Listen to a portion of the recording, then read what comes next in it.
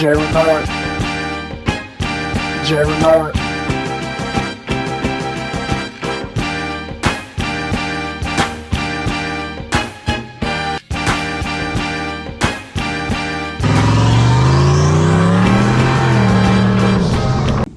Alright, what's going on, my people? Welcome to the SN95 Power channel. Today we've got fuel lines. So we're going to take off the old vibrant braided steel lines, and we're going to go with some PTFE lines.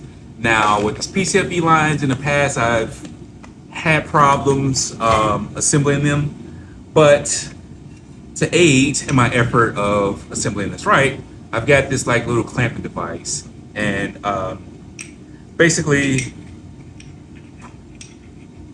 this just creates a clamping force over whatever fitting that you're going to use. So, fitting will go into the device. You use a clamp, and so what all that will do is just keep everything nice and stable. So, imagine, my hands. Clamps on that, it creates the force you need to assemble these PTFE lines. Now, they're different from the hose lines that you might use because you have to use basically a compression fitting.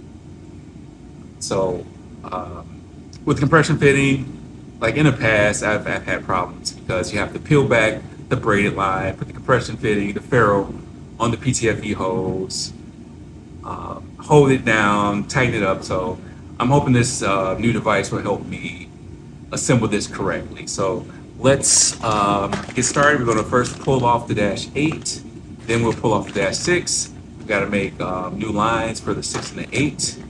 And once we get all that done, we'll pressurize the system, make sure we have no leaks, and then we'll start the car up.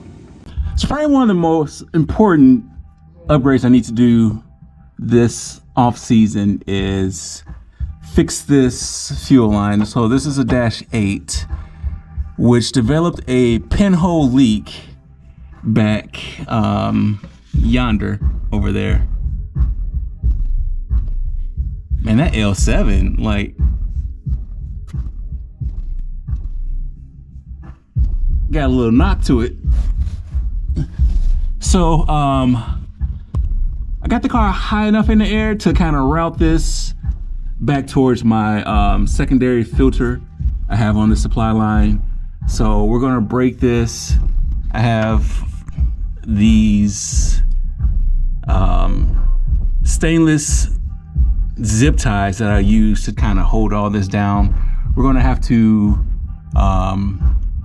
refigure how we want to route this line, because what had happened is the steel zip tie kind of sliced into the braided steel line, and that caused a leak.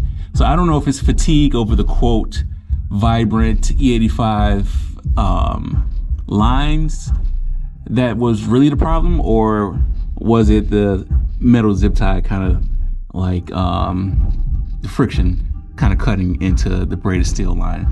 Either way, we have some PTFE, and we're going to assemble the other half of that line.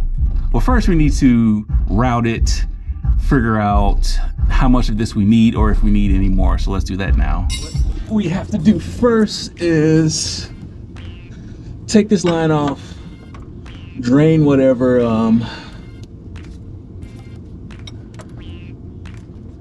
fluid is in here. There we go.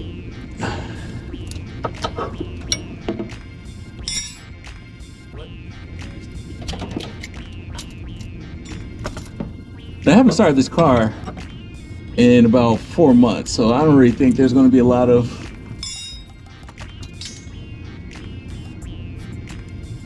fluid in. Oh, look at that. I spoke too soon. All right, so now it's just the process of cutting all these little mounting tabs off.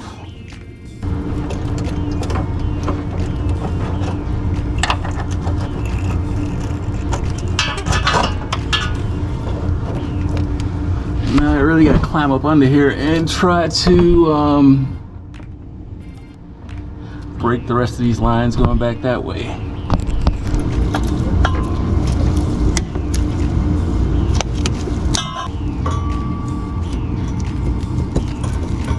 And so basically I just tried to mimic the stock lines as far as my routing. So I kind of did it the smart way.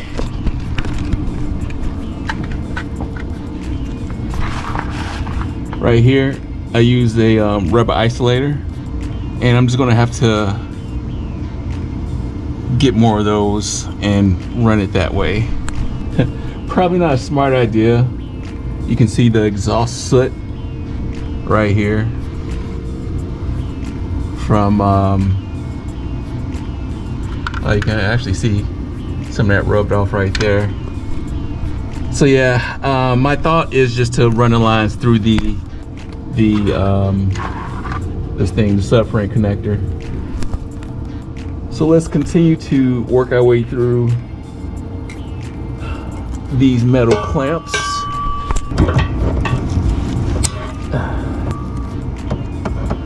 Kind of lost what I was trying to say right there, but we'll continue to work our way through these. All right, so this is my other inline filter. We'll break it right here and figure out how to reroute it. Everything from underneath is loose. All right, so this is my old Vibrant -8 line. I got that out. So now we're about to play around with the routing of this PTFE line right here. I gotta try to pull the -6 out. So let's look up under here and see how to get this -6 out. So in order to get the -6 out, I'm gonna have to drop the tank. And I would like to just run it straight through the subframe connector, which actually I think that'll work out pretty good. I could just snake it along this unibody right there. Yeah, I think that's what we're gonna do. Come out and over and snake it around. So let's see if we have enough fuel line to do that. All right, let's pull this all the way back. How convenient. I needed one of these right here anyway.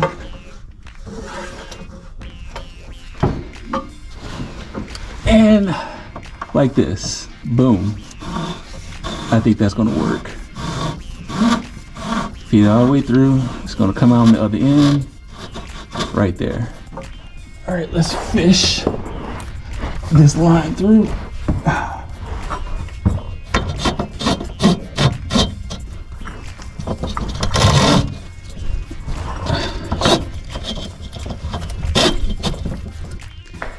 All right, we're gonna try to put the use this little tool.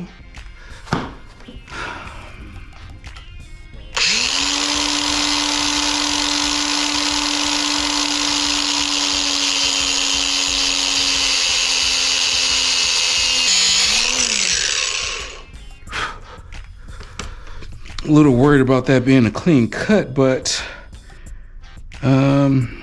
I think it'll be fine.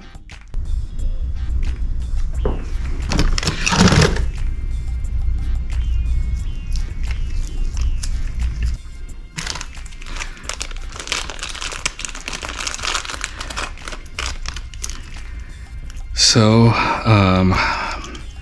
the way this goes,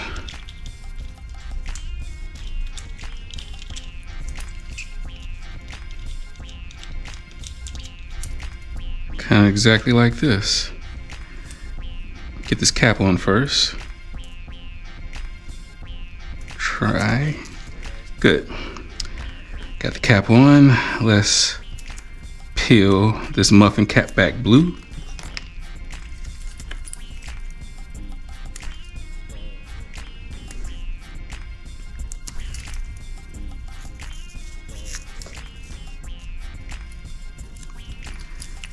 So now what we need to do,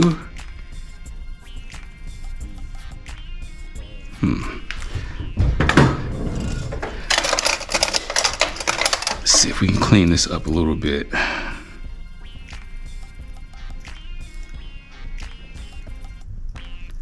Just this little deso right there. Gosh, I'm afraid I didn't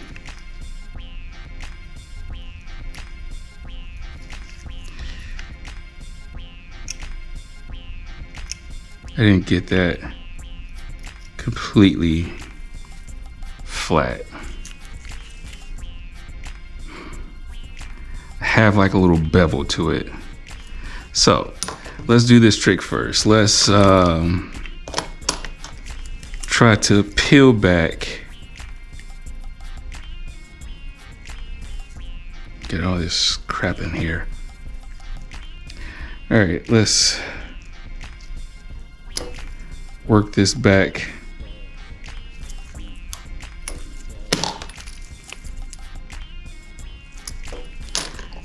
So what I want to do is try to, so I need to peel this back in order to get the ferrule on this.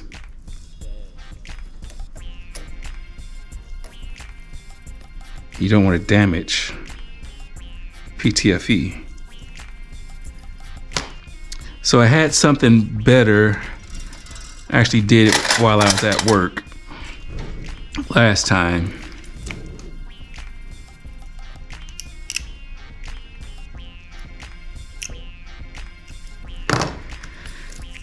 And it worked out pretty sweet.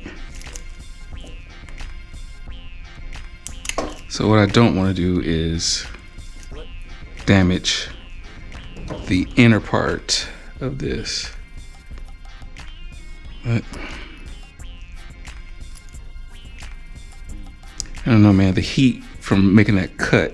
All right, I already got some cutters, and normally you would tape this side of your hose before you cut it, but I already have my end piece on here, so I want to cut it, and I actually want the braid parts to kind of flare out, so that'll help me put the ferrule on here.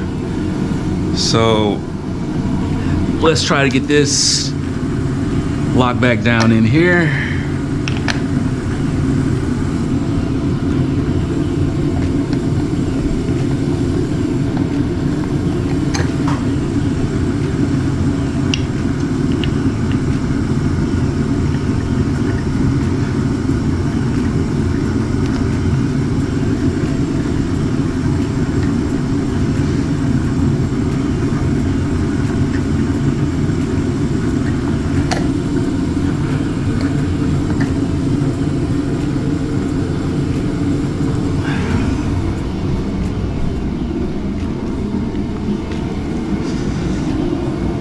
All right.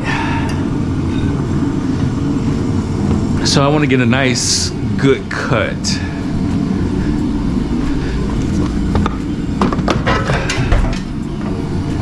So I'm gonna need a little help here.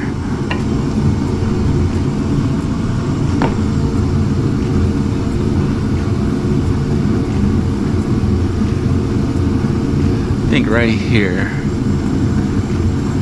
Right there is good.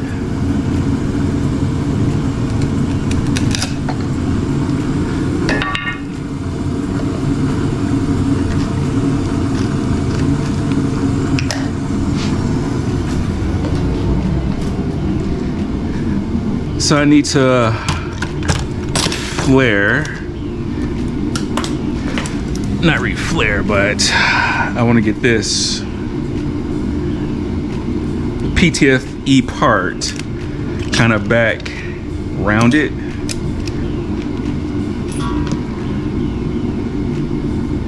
So I want to use something to try to round this out.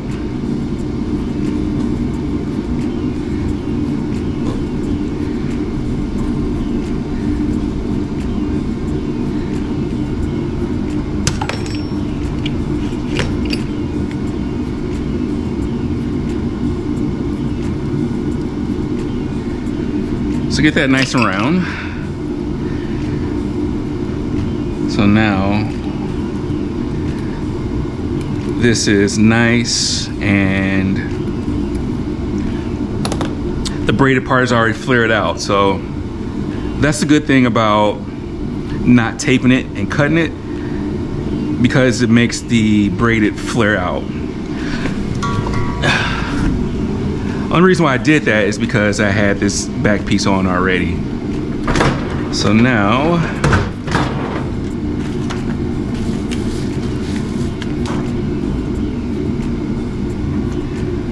we can go here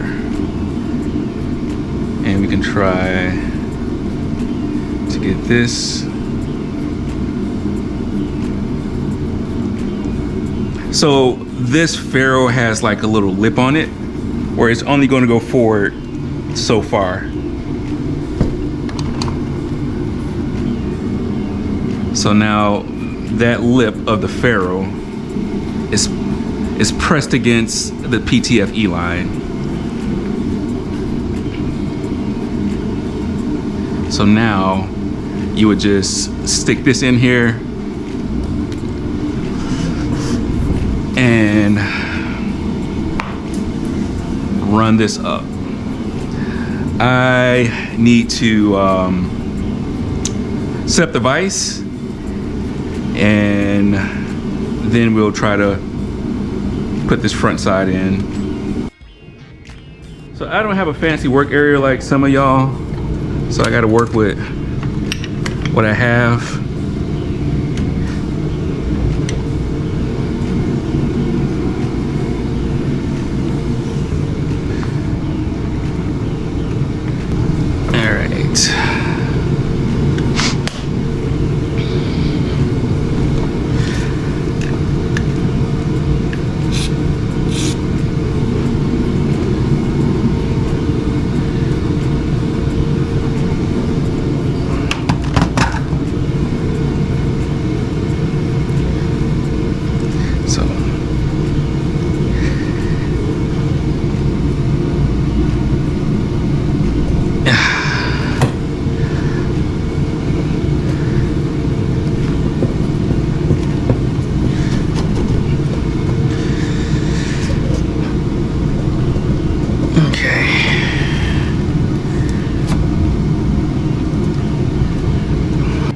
So you saw me put some threads or WD-40 on this, because the only thing I'm trying to do is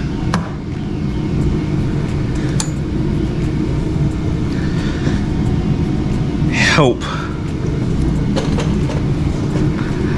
these threads.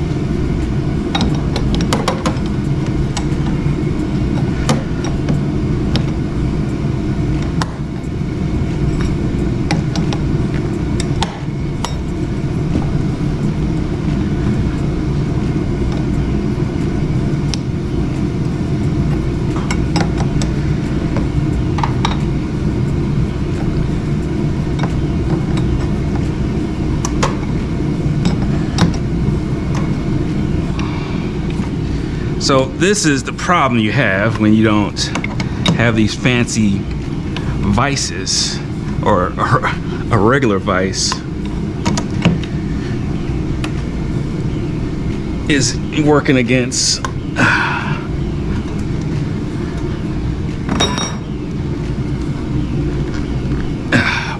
that.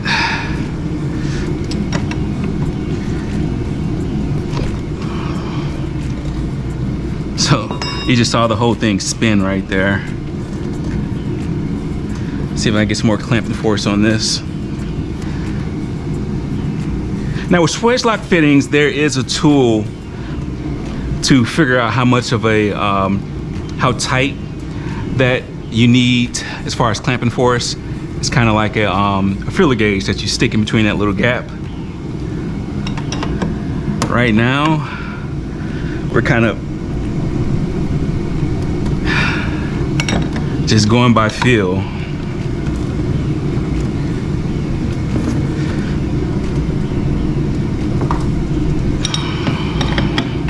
We'll get a couple more turns on this, and then we'll call it good.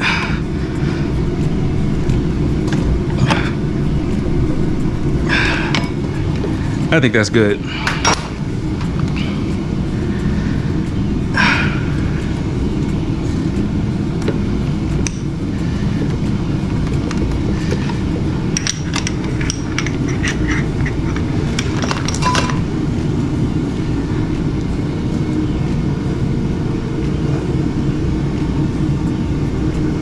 Yeah, I think that's good. All right, so this has turned into a real long video. I did not get a chance to install or even remove the dash 6 lines. Like I said in the video, I have to drop the tank a little bit to remove the dash 6 lines from the actual fuel hanger. Now, I do have a filter further up on this car while I'll break it before it gets to the fuel rail. So I have plenty of dash 6 lines. I think this is like 16 feet. So I'm not worried about running out of hose. But it's just, you know, minor couple things I have to do to remove the 6, mainly just dropping the fuel tank. I didn't have to do that on the dash 8 because I had the inline filter right there.